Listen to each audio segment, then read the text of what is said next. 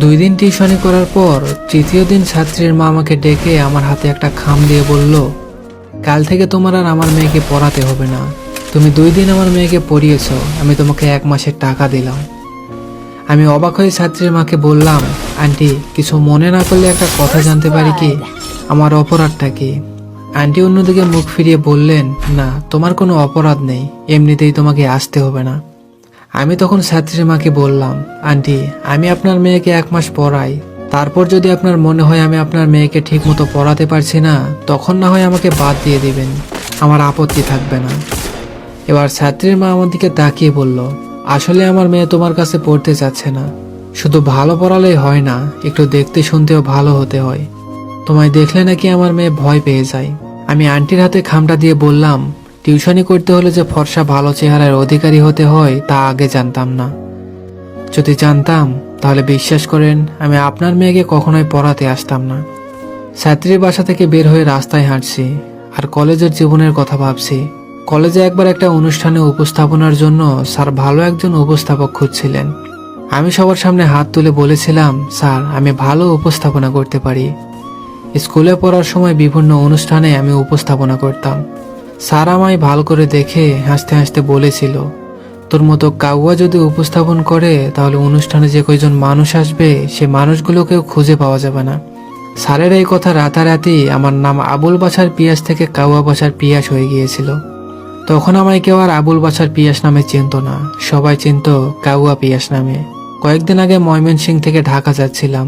আমার পাশের সিটে বসেছিল সুন্দরী একটা মেয়ে। আমি যখন আমার সিটে বসতে যাব তখন মেয়েটার নাক মুখে ওড়না দিয়ে চেপে ধরলো।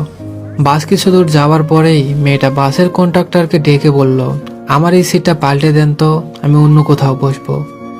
বাসের কন্ডাক্টর আমার দিকে অগ্নিদৃষ্টি নিয়ে তাকালো, তারপর মেয়েটাকে বলল, আপা এই লোকটা কি আপনার সাথে অসভ্যতামি করেছে? যদি কোনো রকম কোনো কিছু করে থাকে তাহলে বলেন, আমি এখনই লোকটাকে বাস থেকে নামিয়ে দিতেছি। কন্ডাক্টরের মুখ থেকে এমন কথা শুনে বাসের অন্য সব যাত্রীরা আমার উপর ক্ষেপে উঠল। একজন লোক তো চিৎকার করে বলেই উঠল, অবশ্যই নোংরামি করেছে, তা না হলে আপা সিট ছেড়ে উঠতে যাবে কেন? এক ভদ্রমহিলা মুখ বাঁকিয়ে বলল, চেহারা দেখেই তো বোঝা যায় বদমাইশ টাইপ। এইসব কুলাঙ্গারদের জন্য মেয়েদের রাস্তাঘাটে চলাচল এখন দায় হয়ে পড়েছে। এমন একটা অবস্থায় পড়ে গিয়েছিলাম যে বাসের সবাই মিলে আমাকে মারার মতো অবস্থা। আমি বহু কষ্টে সবাইকে থামিয়ে দিয়ে মেয়েটাকে বললাম, আপনি আমার ছোট বোনের মতো, আমি কি আপনার সাথে কোনো নোংরামি করেছি? মেয়েটা মাথা নিচু করে বলল, না। আমি তখন বাসের যাত্রীদের বললাম, ভাই আমার অপরাধটা কি জানেন? আমার অপরাধ হলো আমি দেখতে কালো। আপনাদের মতো সাদা চামড়া কিছু মানুষ মনে করে আমাদের মতো কালো মানুষের গা থেকে দুর্গন্ধ বের হয়। আপনাদের ধারণা পৃথিবীর সমস্ত খারাপ মানুষ কালোই হয়। যে ভদ্র মহিলা আমাকে বদমাইশ কুলাঙ্গার বলেছিল সেই মহিলার কাছে গিয়ে বললাম, আপনি আমার চেহারা দেখে বুঝে গেলেন আমি বদমাইশ।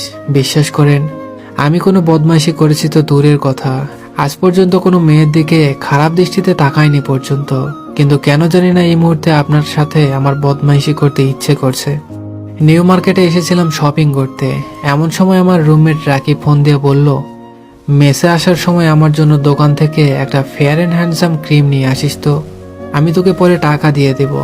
রাকিবের কথা মতো কসমেটিক্সের দোকানে গিয়ে ক্রিমের কথা বলতেই দোকানের ছেলেটা আমায় দেখে মুচকি আসলো, তারপর আমার হাতে ক্রিমটা দিতে দিতে বলল, শুধু শুধু ভাই টাকাগুলো জলে ফেলবেন।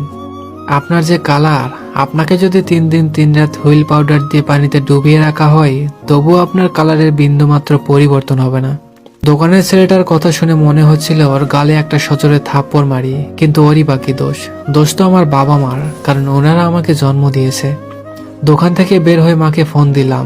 মা ফোনটা রিসিভ করতে আমি মাকে বললাম, মা শুনেছি বাবা মা কোনো পাপ করলে তার দায়ভার কিছুটা সন্তানের উপর এসে পড়ে। তোমরা কি কোনো পাপ করেছিলে যার ফলস্বরূপ তোমাদের ঘরে আমার মতো একটা কালো ছেলের জন্ম নিল? মা আমার কথা শুনে কাঁদতে কাঁদতে বলল, তুই আবার তোর গায়ের রং কালো দেখে মন খারাপ করছিস?